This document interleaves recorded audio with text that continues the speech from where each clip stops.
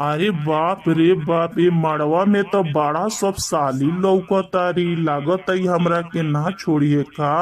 ये सखी जीजा जी तो बड़ा खिसियाई लागतानी हो। लागता कि आरती में पैसा ना डालेम का।